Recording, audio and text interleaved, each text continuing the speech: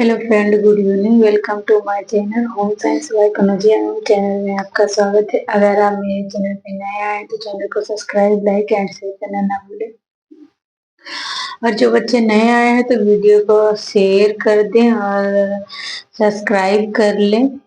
और जो बच्चे हमारे साथ जुड़कर हमारे चैनल पे यूपीटीजी, टीपीजीटी, एलटीजी की तैयारी करना चाहते हैं होम साइंस से संबंधित, तो हमारे चैनल को सब्सक्राइब, लाइक एंड शेयर करना ना भूलें और ज़्यादा से ज़्यादा सब्सक्राइब कर लें।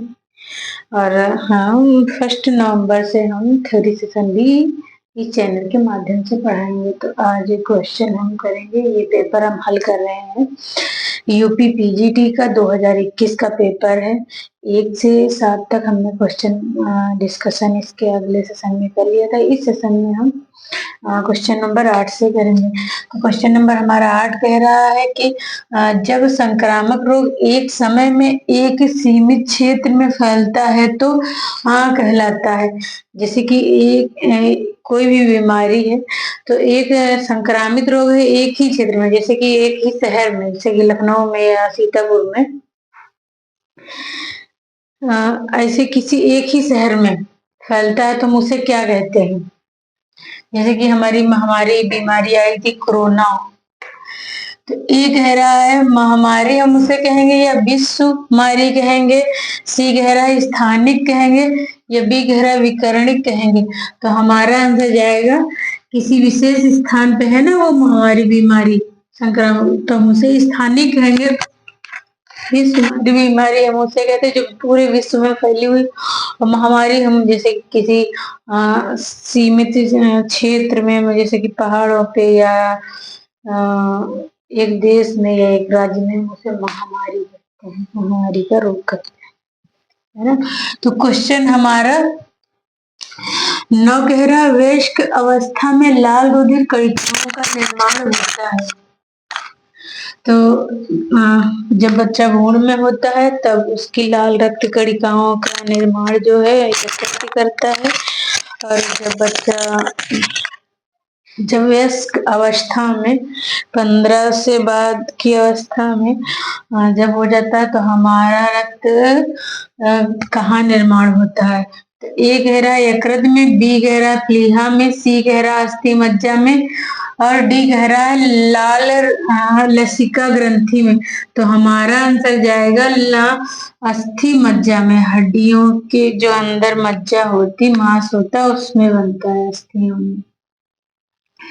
क्वेश्चन नंबर हमारा 10 कह रहा है थॉमस ग्रंथि डॉट डॉट के निर्माण में लिप्त हो जाती है।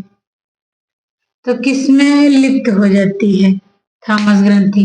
तो ए कह रहा है लिम्फोसाइटस में, बी कह रहा है अस्थि में, सी कह रहा है लेरिंग्स में और डी कह रहा है इंसुलिन में। तो हमारा आंसर जाएगा लिम्फोसाइटस में जो है थॉमस ग्रंथि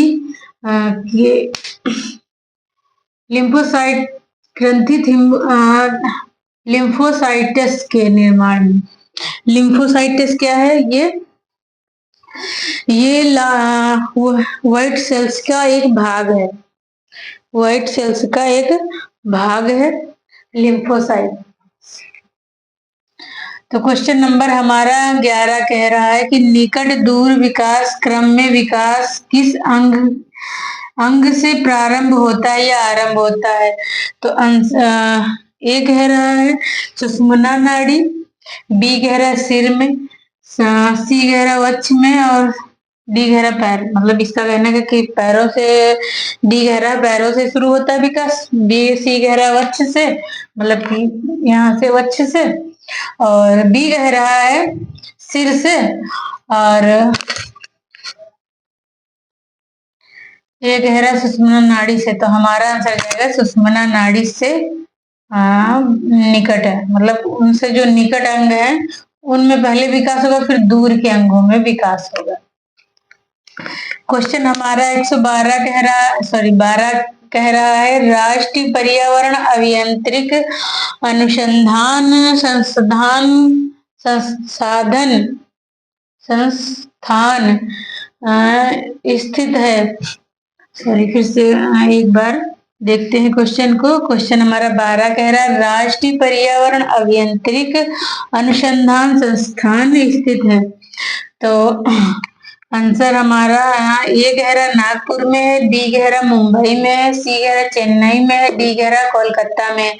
तो हमारा आंसर जाएगा ए नागपुर में है, राष्ट्रीय पर्यावरण अभियांत्रिक अनुसंधान।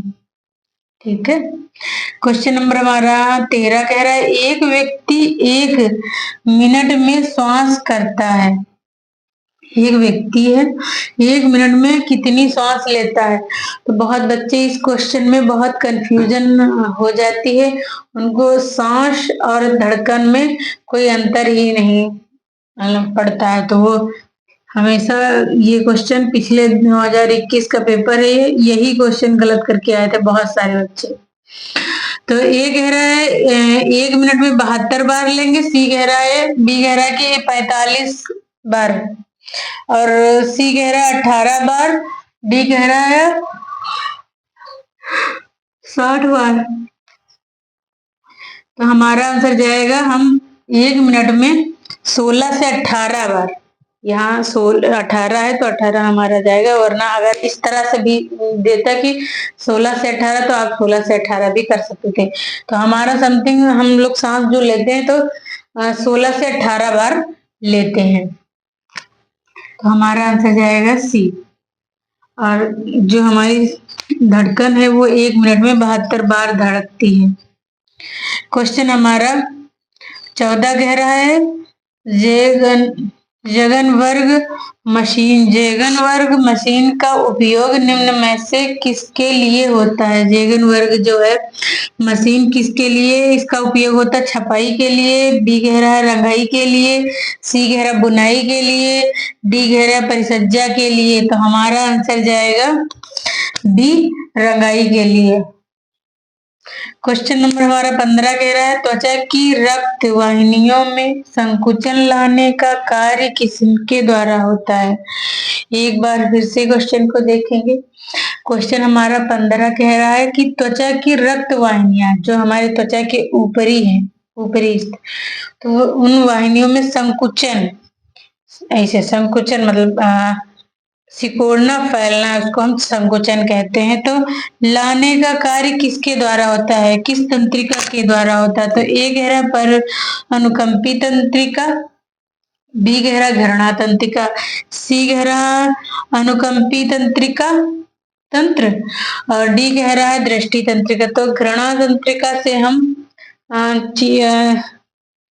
इससे हम चीजों को सूंघ कर इसकी महक का पता हम लगाते हैं। ये हमारा ये तंत्रिका इस विभाग में काम करता है या इसके लिए कार्य करता है। दृष्टि तंत्रिका जो है हम लोगों को देखने में सहायक होती है।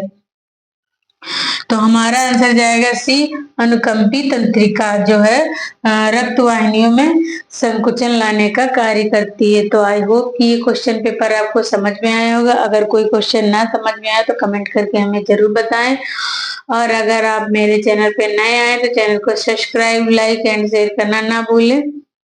और जो बच्चे हमारे साथ जुड़ के टीजीटी पीजीटी की तैयारी करना चाहते तो हमारे चैनल को सब्सक्राइब कर लें। हम 1 नवंबर से थ्योरी सेशन भी लाने वाले हैं। जल्द से जल्द ज्यादा से ज्यादा जुड़ जाएं और उसका लाभ उठाएं। जय हिंद।